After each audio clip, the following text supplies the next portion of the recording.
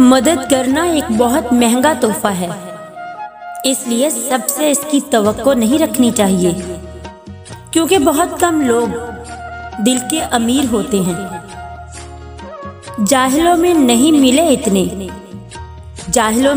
मिले इतने जितने जाहिल पढ़े लिखों में मिले।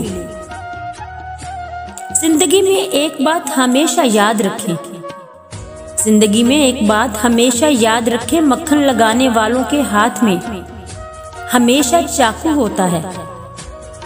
अपना सर ऊंचा रखो कि तुम किसी से डरते नहीं, लेकिन अपनी निगाहें नीची रखो ताकि पता चले कि तुम एक बाइज्जत घराने से ताल्लुक रखते हो।